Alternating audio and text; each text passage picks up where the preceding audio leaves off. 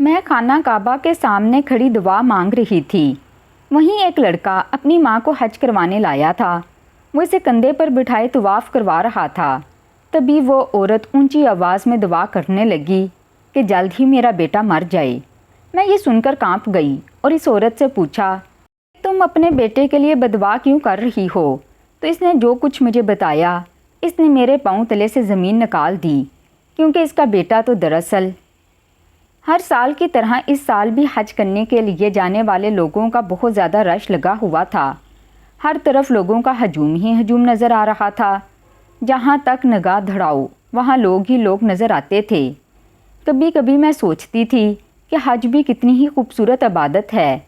دنیا کے تمام امیر غریب کالے گورے غرض ہر ایک میں فرق ختم کر کے رکھ دیتا ہے اور تمام لوگوں کو ایک ہی جگہ پر ایک ساتھ کھڑے ہونے کا موقع دیتا ہے، جس سے اس بات کا اندازہ ہوتا ہے کہ اللہ کے نزدیک ہر انسان برابر ہے، چاہے وہ امیر ہو یا غریب، کالا ہو یا گورا، بادشاہ ہو یا پھر فقیر، سب اللہ کے نزدیک برابر ہیں اور حج جیسے فریضے کو انجام دیتے ہوئے سب کے سب ایک ساتھ کھڑے ہو جاتے ہیں۔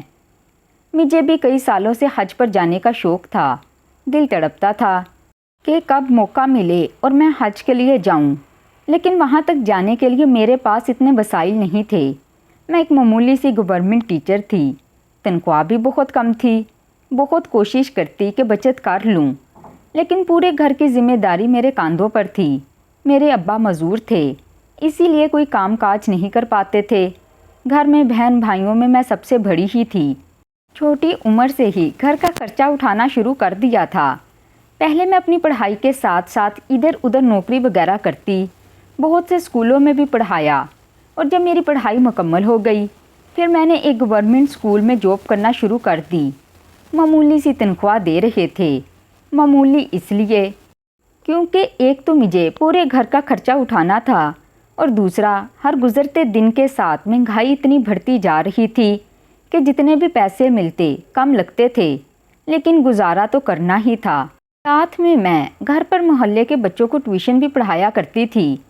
میرے باقی بہن بھائی بھی پڑھ رہے تھے۔ میری خواہش تھی کہ پڑھ لکھ کر وہ اپنے پیروں پر کھڑے ہو جائیں۔ اماں چاہتی تھیں کہ اب میری شادی کی تیاریاں شروع کر دی جائیں، کیونکہ میری عمر ہو رہی تھی، مگر وہ اس بات سے بھی پریشان تھیں کہ گھر کا خرچہ میں ہی اٹھاتی ہوں، شادی کے بعد اس طرح سے یہ سب کیسے ہوگا؟ میں بھی اسی بات کو لے کر ہر وقت ٹینشن میں رہتی تھی۔ اماں سے تو میں نے کہہ دیا کہ جب تک میرے بہن بھائیوں میں سے کوئی اس قابل نہیں بن جاتا کہ وہ اپنے پاؤں پر کھڑا ہو سکے اور اس گھر کا خرچہ چلا سکے، تب تک آپ میرے لیے رشتے دیکھنا بند کر دیں، میں تب تک شادی نہیں کر سکتی۔ اماں کہنے لگیں کہ اگر میں نے تمہاری وقت پر شادی نہیں کی، کوئی بھی رشتہ نہیں ملے گا۔ ویسے بھی ہر کوئی مجھ سے یہی پوچھتا ہے کہ آپ اپنی بیٹی کی شادی کب کریں گی؟ لوگوں کو تو لگتا ہے کہ ہم تمہارے پیسے کھانے کے لیے جان بوجھ کر تمہیں گھر پر بٹھائے ہوئے ہیں، لیکن حقیقت میں کیا ہے اس سے کوئی بھی واقف نہیں۔ ہر کوئی اپنی منہ کی بات کہہ کر چلا جاتا ہے۔ میں نے اماں سے کہا، آپ لوگوں کی باتوں پر دھیان دینا چھوڑ دیں، لوگوں کا کام تو باتیں کرنا ہی ہے، کوئی بھی کبھی بھی ہماری مدد کے لیے آگے نہیں بڑھا۔ میرا گھر میری ذمہ داری ہے اور آپ سب کوئی غیر نہیں ہیں، میرے اپنے ہیں، تو میں آپ سب کے لیے آپ پر بوجھ کیسے ہو سکتی ہوں؟ آپ لوگ میرا فائدہ کیسے اٹھا سکتے ہیں؟ آپ لوگوں کی باتوں کو مت سنا کریں۔ مجھے خوشی ملتی ہے اپنے گھر کا خرچہ اٹھا کر، اپنے گھر کے لیے محنت کر کے۔ دوسروں کو ہمارے گھر کے حالات کبھی بھی سمجھ میں نہیں آ سکتے۔ ویسے بھی کون سا دوسروں نے ہمارے گھر کا خرچہ اٹھانا ہے؟ جب تک ابا ٹھیک تھے تب تک تو وہ اچھے سے گھر چلا رہے تھے۔ میرے سمجھانے پر اماں نے کہا، ٹھیک ہے، لیکن تمہارے لیے رشتے تو ڈھونڈنے ہی پڑیں گے، ابھی منگنی کر دیتے ہیں اور بعد میں شادی کر دیں گے۔ میں نے اماں سے کہا، کوئی بھی اتنی دیر انتظار نہیں کرتا، آپ پریشان نہ ہوں، جب شادی ہونی ہوگی تو اس وقت ہو جائے گی۔ ہو سکتا ہے ابھی شادی ہونا میرے حق میں بہتر نہ ہو۔ میں نے اماں کو تو کسی نہ کسی طرح سے منا لیا، لیکن محلے اور دیگر لوگ جو مجھے جانتے تھے، جہاں پہ مجھے دیکھتے اسی موضوع کو لے کر بیٹھ جاتے تھے۔ اگلے سال میں پوری 25 سال کی ہونے والی تھی اور اب تک میری شادی نہیں ہوئی تھی، لوگ اسی بات کو لے کر ایسے پریشان ہو رہے تھے جیسے اس دنیا میں اور کوئی مسئلہ ہی نہ رہا ہو۔ پہلے تو میں لوگوں کی باتوں پر کچھ بھی نہیں کہتی تھی، پھر میں نے بحث کرنا شروع کر دی۔ آہستہ آہستہ مجھے ان کی عادت پڑ گئی اور میں آگے سے صرف مسکرا دیتی۔ مجھے یہ بات سمجھ میں نہیں آتی تھی کہ سب لوگ شادی کو عمر سے کیوں مشروط کرتے ہیں، حالانکہ شادی کوئی بچوں کا کھیل نہیں ہے۔ ویسے بھی میرا ماننا تھا کہ ہمارے معاشرے میں شادی اس لیے نہیں کروائی جاتی کہ یہ ایک سنت ہے، بلکہ اس لیے کروائی جاتی ہے کہ یہ ایک رسم ہے۔ واقعی ہی ہم نے اسے رسم بنا کر رکھ دیا ہے۔ اگر ہم اسے سنت سمجھ کر ہی کرتے تو ساری غیر شرعی حرکتیں اور رسمیں ہم اپنی شادیوں میں نہ کرتے۔ یہ ایک ایسی کڑوی حقیقت ہے جسے سن کر کوئی بھی برداشت نہیں کر پاتا۔ آج کل شادیوں میں ناچ گانا ہونا عام سی بات لگتی ہے، لگتا ہی نہیں ہے کہ ہم مسلمان ہیں اور شادی ہمارے دین میں ایک سنت ہے۔ لوگوں کے دوہرے معیار دیکھ دیکھ کر تو میرا دل ہی ڈوب جاتا ہے۔ اسی لیے میں کسی سے زیادہ بات چیت بھی نہیں کرتی اور نہ ہی اپنے گھر کے مسائل وغیرہ کسی سے شیئر کرتی تھی۔ جو بھی بات ہوتی تھی اپنے تک ہی رکھتی تھی اور اپنے ہر مسئلے کو خود ہی حل کرنے کی کوشش کرتی تھی۔ باقی سب تو میری زندگی میں ٹھیک ہی چل رہا تھا، لیکن اماں کی پریشانی وہیں کی وہیں تھی۔ اب بھی وہ مجھے کہتی تھیں کہ کم از کم منگنی ہی کر لو، پھر شادی کر لینا، مگر میں منع کر دیتی۔ میرا سارا دھیان اپنے بہن بھائیوں کے مستقبل کو بہتر بنانے پر تھا۔ لیکن پھر ایک دن اماں نے مجھے اپنے پاس بٹھایا اور کہا کہ دیکھو بیٹا، میں تمہارے لیے اب رشتے ڈھونڈنا شروع کر رہی ہوں، اب تم مجھے مزید انکار نہیں کر سکتی۔ اور یہ بات کہہ کر انہوں نے رشتے کروانے والی کو فون کیا اور اس سے کہا اب میری بیٹی کے لیے رشتے ڈھونڈنا شروع کر دو۔ بہت سے رشتے دیکھنے کے بعد اماں کو ایک رشتہ سمجھ میں آیا تو اماں نے انہیں ہمارے گھر پر بلا لیا۔ وہ اکیلا آدمی تھا، اس کے ماں باپ نہیں تھے، اکیلا ہی رہتا تھا اور اب شادی کے لیے لڑکی ڈھونڈ رہا تھا۔ اماں نے اس کے سامنے اپنے حالات صاف صاف بتا دیے اور کہا کہ ہماری بیٹی ہی اس گھر کا خرچہ چلاتی ہے، یا تو تم ابھی منگنی کر لو اور کچھ سال بعد شادی کر لینا جب تک میرے کوئی اور بچے کمانے کے قابل ہو جائیں، یا پھر اسے شادی کے بعد بھی نوکری کی اجازت دے دو تاکہ وہ ہمارے گھر کا خرچہ اٹھا سکے۔ دیکھو بیٹا، تمہیں یہ بات بہت ہی عجیب لگ رہی ہوگی اور تمہیں لگ رہا ہوگا کہ ہم اپنی بیٹی کی کمائی کھانا چاہتے ہیں، لیکن ایسا نہیں ہے۔ میرے شوہر مزدور ہیں اور مجھے بھی کوئی ہنر نہیں آتا، بچے چھوٹے ہیں، ہم میں سے کوئی بھی ابھی کما نہیں سکتا، میری بیٹی ہی ہے جو کما رہی ہے۔ وہ انسان بہت ہی اچھا لگ رہا تھا۔ اس نے کہا اماں آپ فکر مت کریں، بلکہ میں خود بھی آپ لوگوں کی مدد کیا کروں گا۔ یوں اماں نے اس رشتے کو پسند کر کے رشتہ پکا بھی کر دیا۔ مجھے بھی وہ رشتہ پسند آیا تھا۔ ایک دو بار میں نے اس سے بات بھی کی، وہ بہت ہی سلجھے ہوئے انسان لگ رہے تھے۔ یوں ہماری شادی کی تاریخ بھی پکی کرتی گئی۔ 2 مہینے بعد ہی ہماری شادی تھی۔ اتنی جلدی ایسا ہوا تھا مجھے یقین ہی نہیں آ رہا تھا۔ شادی ہو جانے کے بعد بھی میں نوکری کرتی رہی اور گھر پر پیسے بھجواتی تھی۔ میرے شوہر نے کبھی بھی اس بات پر اعتراض نہیں کیا تھا، بلکہ کبھی کبھی تو وہ میری مدد بھی کر دیا کرتے تھے اور اس طرح سے مدد کرتے کہ مجھے محسوس بھی نہیں ہوتا تھا۔ ان کی اچھائیوں کی تو میں گرویدہ ہو گئی تھی۔ شادی کے بعد وہ مجھے کچھ دن کے لیے گھمانے بھی لے گئے۔ زندگی میں اتنی مصروف رہی کہ کبھی بھی اپنے لیے وقت نہیں نکالا تھا اور نہ ہی کہیں گھومنے گئی تھی، نہ تو اسکول ٹرپ پر نہ ہی کالج ٹرپ پر۔ پہلی بار اپنے شوہر کے ساتھ ہی گھومنے کے لیے گئی تھی۔ وہ مجھے شمالی علاقہ جات میں لے گئے تھے۔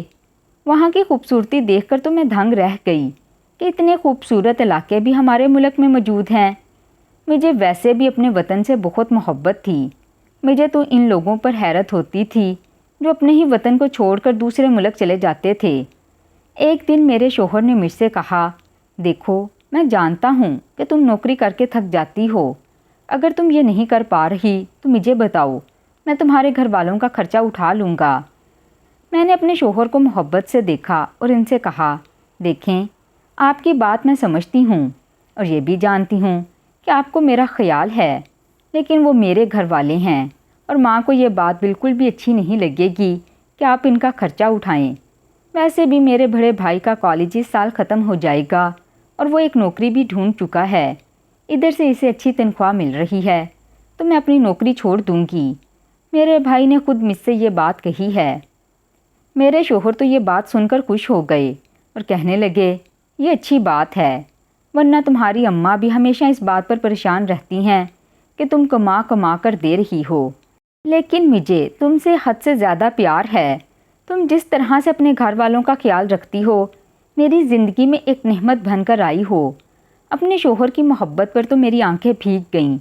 پھر کچھ عرصے بعد جب میرے بھائی نے نوکری کرنا شروع کر دی اور مجھے تسلی ہو گئی کہ گھر کا خرچہ آرام سے چل سکتا ہے تو میں نے اپنی نوکری چھوڑ دی۔ اب میں پورا وقت گھر پر رہتی اور گھر کے کام کاج کرتی۔ مجھے بہت سی کتابیں پڑھنے کا شوق تھا۔ اب اپنے اس شوق کو پورا کرنے کے لیے میں نے بہت سی کتابیں خریدیں اور فارغ وقت میں بیٹھ کر پڑھنے لگی۔ ان سے مجھے بہت کچھ سیکھنے کا موقع ملتا تھا۔ ایک دن میرے شوہر نے صبح آفس جانے سے پہلے مجھ سے کہا میں تمہیں آج ایک سرپرائز دوں گا، تم یقیناً بہت زیادہ خوش ہو جاؤ گی۔ میں حیران ہوئی کہ آخر وہ مجھے کون سا سرپرائز دینا چاہتے ہیں، ایسی کیا بات ہو سکتی ہے۔ پورا دن میں اسی بارے میں سوچتی رہی۔ مجھے بے تابی سے انتظار تھا کہ کب شام کو آفس سے میرے شوہر گھر واپس آئیں گے اور مجھے سرپرائز کے بارے میں بتائیں گے۔ جب شام ہوئی تو میرے شوہر واپس آئے۔ میں فوراً ان کے پاس آئی، انہیں پانی وغیرہ دیا، پھر ان سے پوچھا کہ آپ نے مجھ سے کہا تھا کہ آپ مجھے کوئی سرپرائز دیں گے، اب بتائیں نا کون سا سرپرائز تھا۔ میں پورا دن اسی بارے میں سوچ رہی تھی۔ یہ سن کر وہ ہنس پڑے اور کہنے لگے تم بھی کتنی پاگل ہو، بچوں کی طرح چھوٹی چھوٹی چیز پر خوش ہو جاتی ہو۔ اچھا دیکھو، تم ہمیشہ سے حج پر جانا چاہتی تھی نا، تو میری کمپنی نے کچھ لوگوں کو چنا ہے جو اس سال کمپنی کی طرف سے حج پر جائیں گے۔ سارا خرچہ کمپنی ہی اٹھائے گی اور ان لوگوں میں میرا نام بھی آیا ہے۔ اب تم تیاری کر لو، ہم جلد ہی حج کے لیے جائیں گے۔ یہ سن کر تو میری خوشی کی انتہا نہ رہی۔ اتنے سالوں کا خواب اب سچ ہونے جا رہا تھا۔ میں نے اللہ کا بے حد شکریہ ادا کیا کہ اس نے ایک وسیلہ بنا دیا۔ میں نے کبھی سوچا بھی نہیں تھا کہ مجھے ایسا موقع بھی ملے گا۔ میں اور میرے شوہر ہم دونوں ہی بہت زیادہ خوش تھے اور بار بار اللہ کا شکریہ ادا کر رہے تھے کہ اس نے ہمیں ایسی سعادت سے نوازا۔ میں نے جلدی جلدی تیاریاں کرنا شروع کر دیں۔ اماں کو بھی فون کر کے بتا دیا کہ ہم حج کرنے جائیں گے۔ وہ بھی سن کر خوش ہوئیں اور دعائیں دینے لگیں۔ جانے سے پہلے میں اماں ابا سے ملنے کے لیے آ گئی۔ ابا بار بار رو رہے تھے اور کہہ رہے تھے کہ میری بہت خواہش تھی کہ میں بھی حج پر جاؤں۔ میں نے ابا سے کہا آپ اچھی امید رکھیں، ایک دن آپ کو بھی موقع ملے گا، میں آپ کے لیے بہت دعائیں کروں گی۔ سب سے مل کر ہم لوگ ایئرپورٹ کے لیے نکل گئے۔ مجھ سے تو اپنے جذبات سنبھالے ہی نہیں جا رہے تھے۔ جب ہم سعودی عرب میں پہنچے تو خوشی کے مارے میری آنکھوں سے آنسو نکل رہے تھے۔ ہم ایک اچھے سے ہوٹل میں رکے تھے اور جب میں نے پہلی بار خانہ کعبہ کی طرف نگاہ کی تو میرے جذبات بالکل ہی الگ ہو گئے تھے۔ میں صرف سوچا کرتی تھی کہ خانہ کعبہ جاؤں گی اور آج اپنی آنکھوں کے سامنے خانہ کعبہ کو دیکھ پا رہی تھی۔ اس مقدس جگہ پر کھڑا ہو کر میرا دل بہت سی دعائیں کر رہا تھا۔ میرے ہونٹوں سے الفاظ نہیں نکل پا رہے تھے۔ میں نے اپنے ابا کے لیے بھی بہت سی دعائیں کیں۔ پھر ہم واپس ہوٹل میں آ گئے۔ جیسے جیسے میں وہاں عبادت کرتی تھی ویسے ویسے میرا دل بہت ہی زیادہ نرم ہوتا جا رہا تھا۔ میرا دل کیا کہ کاش میں ساری زندگی یہیں پر رہ پاؤں۔ میں جانتی تھی کہ یہ دن میری زندگی کے سب سے یادگار دن بننے والے تھے۔ ایک دن میں خانہ کعبہ کے سامنے کھڑی اللہ کے حضور دعائیں مانگ رہی تھی، تبھی میں نے دیکھا ایک نوجوان ایک بوڑھی عورت کو اپنے کاندھے پر بٹھائے طواف کروا رہا تھا۔ یہ منظر دیکھ کر مجھے بہت زیادہ خوشی ہوئی کہ کتنا نیک بیٹا ہے، اپنی ماں کو کاندھے پر بٹھایا طواف کروا رہا ہے۔ لیکن پھر اچانک سے ہی میں نے اس بوڑھی عورت کی آواز سنی۔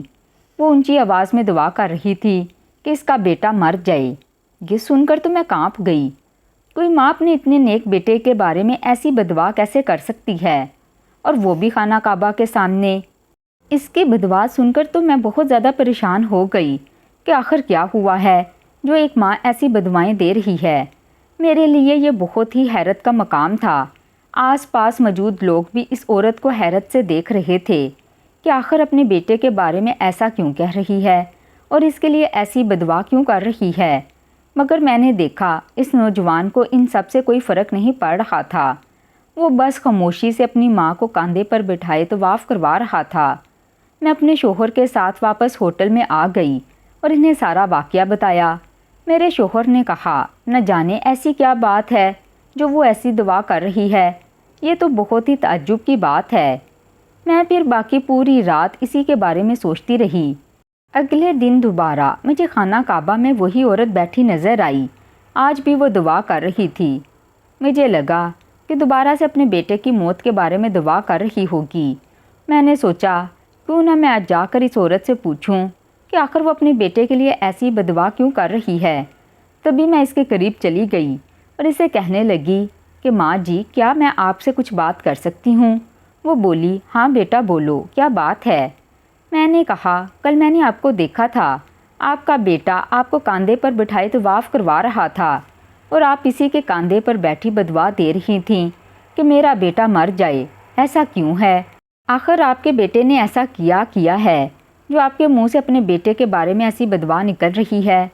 میری بات سن کر اس عورت کی آنکھوں سے آنسو گرنے لگے۔ پھر اس نے مجھ سے کہا، بیٹی، میں نے بہت ہی مجبور ہو کر یہ دعا کی ہے، یہ بددعا نہیں بلکہ دعا تھی۔ میں جانتی ہوں کہ سب لوگ حیران ہو رہے ہوں گے کہ میں اپنے بیٹے کے لیے ایسی دعا کیوں کر رہی ہوں۔ کوئی ماں ایسی دعا کر بھی نہیں سکتی، لیکن میرا بیٹا بہت ہی زیادہ تکلیف میں ہے۔ اس کی حالت اتنی خراب ہے میں تمہیں بتا بھی نہیں سکتی۔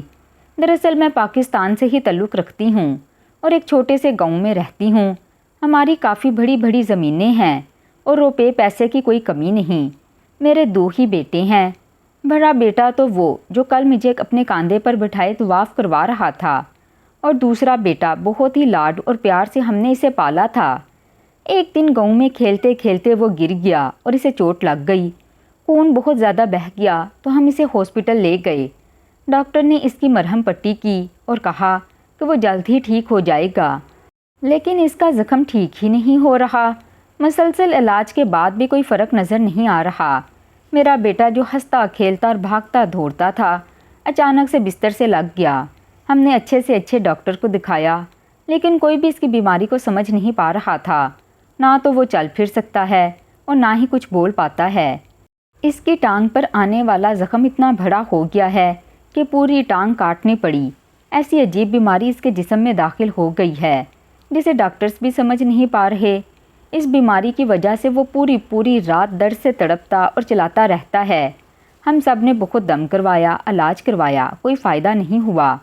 میرا بیٹا اتنی تکلیف میں ہے اور میں اس کی چیخیں اور تڑپ دیکھ کر بے بس سا محسوس کرنے لگتی ہوں۔ میرا دل پھٹنے کو آتا ہے۔ میں تو اللہ سے دعا کرتی کہ وہ میری جان لے لے اور اسے بخش دے، اس کو صحت یابی عطا کر دے، لیکن جب تک وہ ٹھیک نہیں ہوا، اسی دوران میرے شوہر کی بھی وفات ہو گئی۔ اب تو میں بالکل ہی تنہا ہو گئی۔ گھر میں ملازموں کا ڈھیر ہے، وہ سب اس کا خیال رکھتے ہیں۔ تبھی میں نے سوچا کیوں نہ میں خانہ کعبہ میں آ کر اپنے بیٹے کے لیے دعا مانگوں کہ اللہ اسے صحت یاب کر دے۔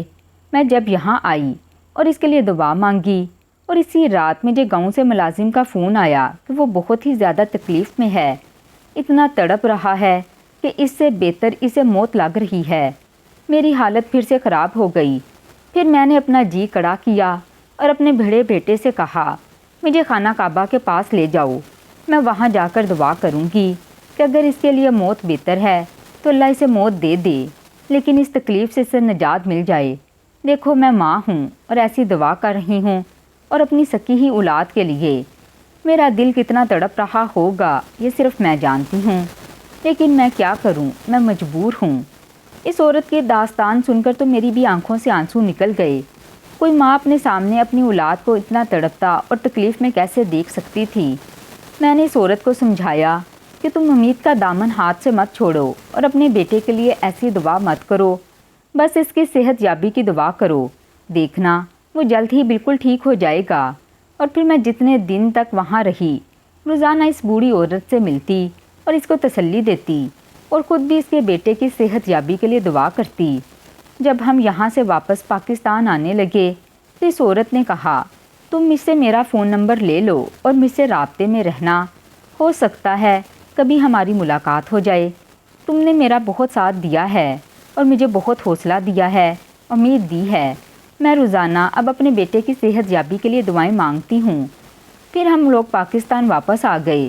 پاکستان آ کر بھی میں اس عورت کے بارے میں اکثر سوچا کرتی تھی کہ نہ جانے اب اس عورت کا بیٹا کیسا ہوگا۔ جب سے ہم پاکستان آئے تھے اس نے ایک بار بھی رابطہ نہیں کیا۔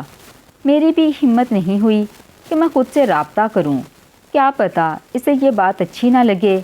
کچھ دن گزر جانے کے بعد مجھے پتہ چلا کہ میں امید سے ہوں۔ مجھے اور میرے شوہر کو جب یہ بات پتہ چلی تو ہم دونوں خوشی سے پھولے نہ سما رہے تھے۔ انہی دنوں میرے موبائل پر ایک انجان نمبر سے کال آنے لگی۔ میں نے کال اٹھائی تو پتہ چلا کہ دوسری طرف وہی بوڑھی عورت تھی جو مجھے خانہ کعبہ میں ملی تھی۔ اس کی آواز سن کر تو میں فوراً سے خوش ہو گئی اور اسے کہنے لگی کہ آپ کا بیٹا کیسا ہے۔ اس عورت کی آواز سے مجھے خوشی محسوس ہو رہی تھی۔ اس نے مجھے بتایا جب میں حج سے واپس آئی اور گھر میں اپنے بیٹے کو دیکھا تو وہ مجھے پہلے سے کافی بہتر لگ رہا تھا اور نہ جانے کس طرح سے اس کی بیماری ختم ہوتی گئی اور اب وہ بالکل ٹھیک ہے اور اپنے پاؤں پر بھی کھڑا ہو پا رہا ہے۔ اسے تکلیف بھی نہیں ہوتی۔ ڈاکٹرز کا کہنا ہے یہ تو معجزہ ہوا ہے، کچھ ہی وقت میں وہ مکمل طور پر ٹھیک ہو جائے گا۔ میں نے تمہارا شکریہ ادا کرنے کے لیے کال کی تھی کہ اگر تم اس دن مجھے امید نہ دلاتی تو شاید میں اپنے بیٹے کو کھو چکی ہوتی۔ اس کی بات سن کر میں نے کہا ایسی کوئی بات نہیں، ہمیں کبھی بھی مایوس نہیں ہونا چاہیے اور اللہ سے ہمیشہ اچھے کی امید کرنی چاہیے۔ یہ کہہ کر میں نے فون رکھ دیا اور بیٹھ کر سوچنے لگی کبھی کبھی ہم انسان کتنے مایوس ہو جاتے ہیں اور خود کو بہت ہی بے بس محسوس کرنے لگتے ہیں۔ اگر ایسے وقت میں ہم اللہ پر بھروسہ رکھیں تو کوئی نہ کوئی معجزہ ضرور ہوتا ہے۔ جب میرے شوہر گھر واپس آئے تو میں نے انہیں سارا واقعہ بتایا اور کہا کہ اس بوڑھی عورت کی کال آئی تھی، اب اس کا بیٹا بالکل صحیح اور صحت یاب ہو گیا ہے۔ اس نے ہمیں اپنے گھر پر دعوت پر بلایا ہے۔ کچھ دن میں ہم اس کے گھر پر جا کر اس سے ملیں گے کیونکہ دعوت سے انکار کرنا غلط بات ہوتی ہے۔ میرے شوہر بھی راضی ہو گئے۔ پھر کچھ دن بعد ہم اس عورت کے گاؤں گئے۔ ان کی بہت بڑی حویلی بنی ہوئی تھی۔ وہ ہمارے استقبال کے لیے پہلے سے ہی دروازے پر کھڑی تھی۔ اس نے مجھے اتنے پیار سے مدعو کیا کہ میں منع نہ کر سکی۔ ہماری یہ ملاقات بہت ہی اچھی رہی۔ اب اکثر ہم اس سے گاؤں ملنے جاتے رہتے ہیں۔ اپنی زندگی میں نے ایک سبق سیکھا کہ جہاں اچھے لوگ ہوتے ہیں وہاں برے بھی ہوتے ہیں اور لازم نہیں ہے کہ ہر انسان بہت ہی زیادہ اچھا اور معصوم ہو یا پھر کوئی انسان بہت ہی زیادہ برا ہو، کیونکہ اچھائی اور برائی ہر انسان کے اندر ہوتی ہے اور یہ ایک انسان کے اوپر منحصر ہوتا ہے کہ وہ اپنے اندر کی اچھائی کو زیادہ باہر لائے یا پھر اپنے اندر کی برائی کو، یہ وہ اپنی مرضی سے منتخب کرتا ہے اور پھر اس کا عکس بھی ایسا ہی نظر آتا ہے۔ تو ناظرین، مزید اس طرح کے سبق آموز واقعات اور کہانیاں سننے کے لیے ہماری ویڈیو کو لائک کریں، شیئر کریں اور میرے چینل کو سبسکرائب کریں۔ شکریہ۔